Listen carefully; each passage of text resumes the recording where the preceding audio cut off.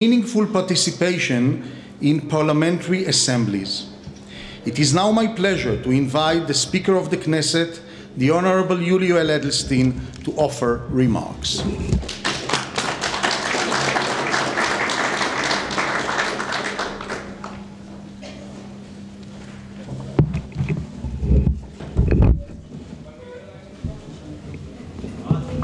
Thank you. Members of the Diplomatic Corps, ambassadors, welcome. Thank you very much for coming here. My colleagues, members of Knesset, thank you for joining us at this event.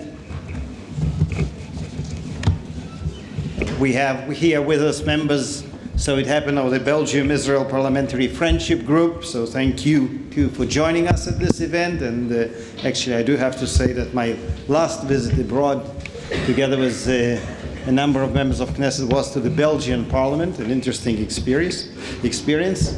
Director General of the Knesset, thank you for helping us to organize all the distinguished guests. I do have to say that I'll start with something that was not planned for that speech. I was supposed to open this morning's schedule with a meeting with one of the people present here, one of the ambassadors, as a routine meeting that I have. But last night I got a call from a representative of the family of Rabbi Itamar Ben-Gal, who was stabbed to death in a terror attack. And they said that they want me to come and represent the state at the funeral. So unfortunately the morning was very difficult and very different from what had been planned. And I want to also express my appreciation to those of you who already expressed condolences via different social networks and any other form to the family, a distinguished family of a teacher, educator, whose life was cut off by a terrorist at the age of 29. This year, the State of Israel will be celebrating, as you all know, and you're all invited soon, 70 years since its birth. I think that you don't need a special analysis and you don't need to start throwing the numbers in order to explain how different the situation of this country was 69 plus years ago, with basically recognition coming from very few countries immediately, and no network of Israeli embassies or other embassies here in the newly born country. Today we are talking about thousands of Israeli diplomats all over the world, and when you look at this room, you have a wonderful feeling that your countries are very well represented here in the State of Israel. There's always a desire to do more. I sincerely hope that in the course of years we'll be enjoying the presence in this country of ambassadors of many neighboring countries. Unfortunately, there are very few ambassadors that can drive home from the State of Israel. I sincerely hope it will change in some foreseeable future. It definitely will take a lot of efforts. And I think that the process and the road won't be a short one, sometimes even bumpy. But I think that some steps have been made in the right direction. I'm specifically referring to the statement, declaration of the President of the United States about Jerusalem being the capital of the State of Israel. I think that as long as we continue with all kinds of illusions about the future possible solution, it will take us further away from peace, not closer to peace. And this is also a good opportunity to thank the American ambassador, Mr. David Friedman, for helping us to organize a very meaningful, and I would even say moving, visit of the Vice President Mike Pence to this Parliament with an important speech in which he announced that The American embassy will open in Jerusalem no later than the end of the next year, so I hope our offices will be even close, if not in the same neighborhood, then at least in the same city. And I sincerely hope that other countries will follow the example.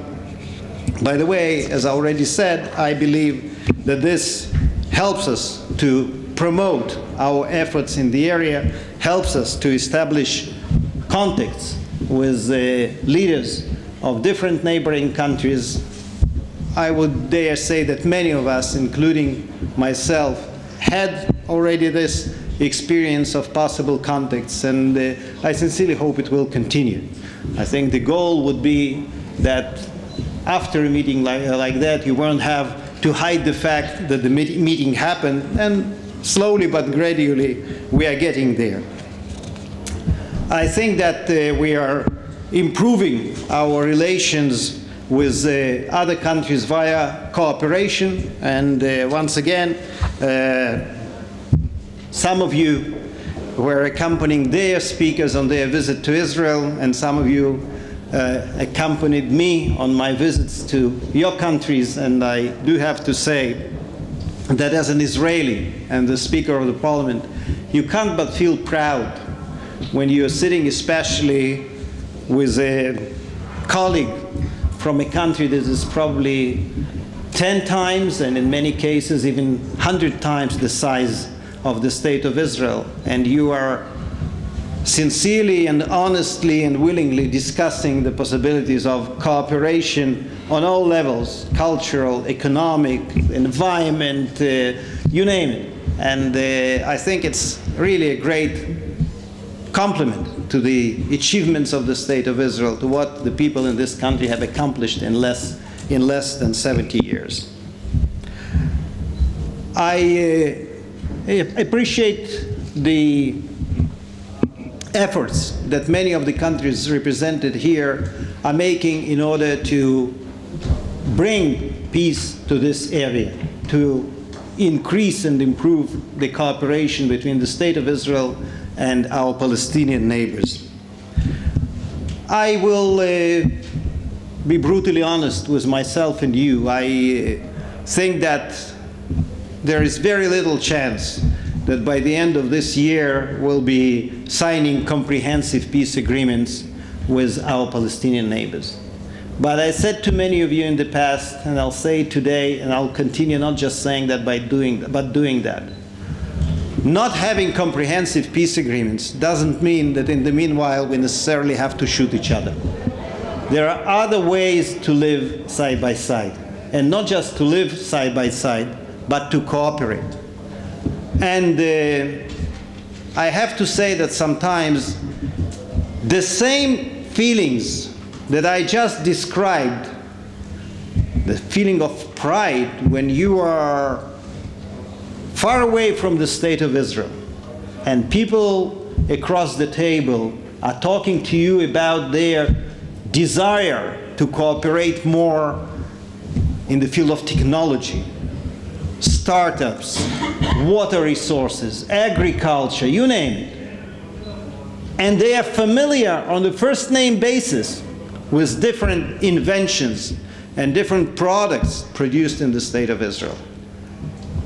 And 100 miles away from here, I asked myself, is there no need for Israeli know-how in agriculture, in technology, in water resources, environment protection? Everything's fine. So I think that for us, when we start talking about trust-building measures and the positive messages, these are the real trust-building measures. Doing things together, helping each other, cooperating is a real win-win, not just in terms of the diplomatic language. In practical terms, this is a win-win situation. And here I think parliaments can play a very important role. Because, once again, going back to reality, I think that it will be kind of a little bit different if this cooperation would have started, would have developed with the assistance of parliaments that have good relations with us and with our neighbors, or different international organizations that could be very active in promoting this kind of cooperation. By the way, there are some attempts and even some successes, but the potential is hundreds of times more than what we are witnessing right now. And this is something we are trying to promote. Unfortunately, in many cases, we get slogans in return. Are you in favor of a two-state solution? Are you against of a two-state solution? A very important academic question. What does it have to do with the possibility of cooperating right now, say, as I mentioned already, in the field of water resources? Will we get to the situation where finally we will sign comprehensive peace agreements? And then what? We'll start another conflict because of the water resources, like as if we were in the Middle Ages or something? So why not do things right now? And this is the message, I think, that I ask you to take to your countries and to your parliaments. I have to say, I know I don't have the right to say that, but so I've heard from some of you and some of your colleagues that ambassadors spending several years in this country representing loyally and actively their countries and their foreign ministries at some stage feel they are also a little bit ambassadors of the people, at least, if not of the government of the State of Israel, to their countries, to their governments, to their people. So I will take the liberty to ask you, please bring this message to your ministers, to your parliaments. We are open for cooperation. And I'm saying these things in this very, what did the Vice President, vibrant democracy, right? So in this very vibrant democracy, I think I can say these things and send this message on behalf of at least 80, if not 90% of the members of this parliament, from the opposition and from the coalition. We're all in favor of improving the relations, improving the cooperation, and doing things together.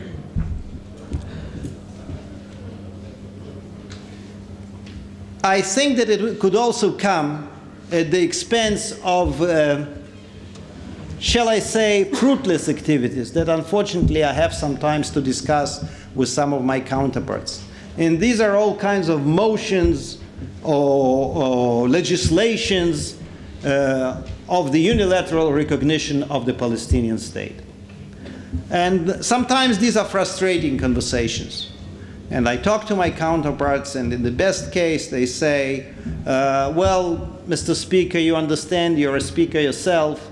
It's not me, it's a motion, and I just have one vote, or in some parliaments even not that, no vote in the parliament. There are certain members of parliament who want to promote it. Or in other cases, it's once again a discussion about no progress on the peace front, and so on and so forth. So, once again, it's legitimate to have different opinions on this issue. But I do want to say loud and clear, promoting unilateral steps and promoting peace in the Middle East is an oxymoron. Doesn't work together. It would just bring the opposite results. The only way to promote future solutions is via direct negotiations. And I won't repeat 1,000 times that the Israeli side is always ready for contacts, negotiations, no strings attached, no preconditions. And when some say to me, yeah, but both sides are to blame, or it's because of the government policies, I want to remind you, the same way I reminded my colleagues in Europe last week, the foreign minister of the European Union and the Belgian foreign minister, that in Brussels, where those meetings took place, just about, what was it, a year and a half ago, the Israeli President Reuven Rivlin and Mahmoud Abbas addressed the European Parliament. The Israeli President called on Mahmoud Abbas to have a meeting in Brussels, both publicly and less publicly. The meeting never happened. The meeting never happened. And I, for one, can't understand what could be the wrong with sitting together and talking and discussing things. What kind of negative results could come out from a meeting of that kind? So, once again, we are ready for context, we are ready to discuss issues with very open mind, but as far as I am concerned, I think that it should be very much about practical steps and practical cooperation. I can't but not mention, and once again, we have different opinions on this issue, as I learned just recently in Europe, I can't mention the issue of Iran. And I won't go with you into this argument about fixing the deal or changing the deal. It's quite obvious that the deal is not the best deal. Now we'll be talking about tactics, whether it's a good idea to try to fix and change it, or we have to try to keep it together. But there is no argument about one thing: the Iranian presence in this area and the Iranian influence in this area. And I, for one, don't think that with all the different opinions in this room and the difference of the positions of the countries represented in this room, there would be one single person who would sincerely and honestly get up right now and say, Mr. Speaker, you're wrong. The Iranian influence in this area is positive.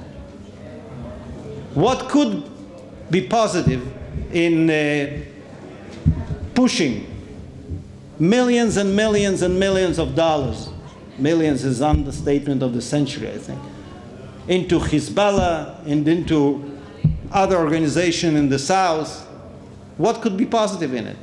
What could be positive in this constant attempt to get as close to Israeli borders as possible in Syria? What could be possible in the messages sent by Tehran nearly every week about the necessity to destroy not the state of Israel, there's no state of Israel, the Zionist entity, and the Holocaust denial coming with that? What could possibly be positive about all these things? I recall how in one of the European parliaments, I said in a meeting with it was a meeting with the heads of factions, all heads of factions of that parliament. And I said something that to me and to my colleague, the chair of the Foreign Affairs and the Defense Committee, Avi Dichter, who is here with us, sounds like motherhood and apple pie. I said to them that behind every attack in the recent years against Israeli targets, we could trace the marks of the long arm of Tehran. Wow. People got really angry at me, Avi. How can you say an irresponsible thing like that? But this is a simple fact. Every attack against Israeli targets around the world in the recent years was, to this or that extent, initiated, supported, backed by Tehran and by the Iranian regime. So, once again, I think that different countries have different positions and different policy towards Tehran. But this is something also for ambassadors to the State of Israel to recall and remember. If we want stability, if we want finally some steps towards peace in this area, if we want cooperation in this area, we have one main enemy, Iran, who will do everything in its power to ruin the possibility of stability and cooperation and definitely of peace, because their raison d'etre is hurting the State of Israel. By the way, many other countries in this area that are talking about it quite openly. I will sum up by saying that, as Yotam, our Master of Ceremonies, already mentioned, of late we tried to expand our international activities. I, as you noticed in my speech, I guess, believe very much in parliamentary diplomacy. And I guess most of you already met our new diplomatic advisor, Shai Cohen, who is here with us, who is at your service. We also have a new head of the Foreign Affairs Department, Anat Katz. We wish her speedy recovery. I hope she will soon be back with us. And many of the members of Knesset, some present here, some not, are heading different parliamentary friendship groups, and other bodies represent us to different international parliamentary bodies in order to push forward to promote the parliamentary diplomacy.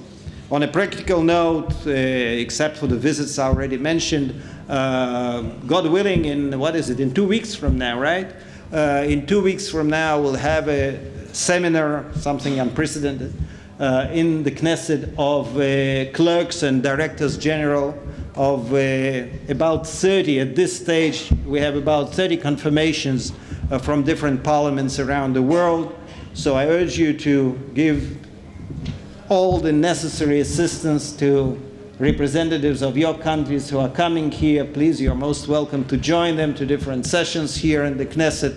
And I sincerely hope that this cooperation will also enable us to promote the agenda the Knesset has in many fields. You've heard of most of them, the Green Knesset agenda that we are always discussing during our parliamentary context, the employment of people with disabilities. Knesset is a pioneer in this field in Israel, transparency, and other areas that have been developed lately, to say nothing of different parliamentary procedures. We'll learn about the best practices and share our knowledge, and I sincerely hope that the work of parliaments in different countries will become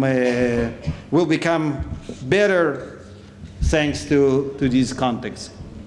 I want, on behalf of my colleagues, to thank you again for this impressive turnout to this gathering, and we appreciate that very much. We'll continue our contacts on a daily basis. Of late, it's also an opportunity for me to thank many of you who were in this or that way involved with different international Holocaust Memorial Day ceremonies in your countries and in your parliaments. We just got a report about dozens of parliaments and countries that had that ceremony this year, including many newcomers to this circle. So I just wanted to mention how important it is for us, and we'll definitely continue with all these efforts. We see the fruit, and I sincerely hope that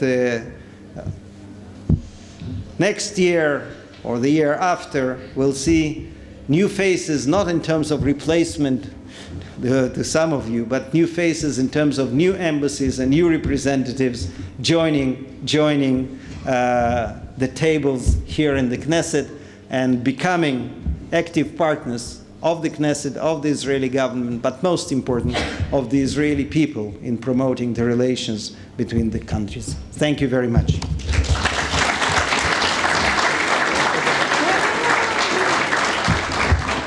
I believe we can open the floor for a couple of questions, if there are any. So, include journalists? No. First you get a diplomatic license, and then you can ask a question. Ambassadors only. Yeah.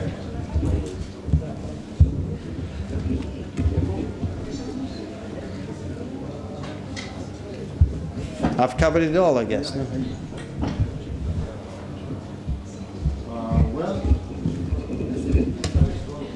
So it's again, I'm glad I've covered it all. Thank you very much for listening, and thank you again for coming and joining us.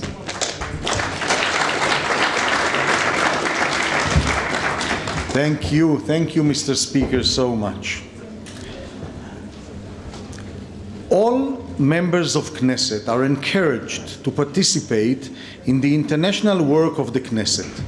It is an opportunity to show the diversity of the Knesset and the Israeli society. The last year was one of a record activity. We hosted, in 1 year only, 138 delegations from around the globe and sent overseas 76 official delegations to represent the Knesset in the international arena of parliamentary diplomacy. We will now screen a short video which summarizes the international affairs work of the Knesset in the last year.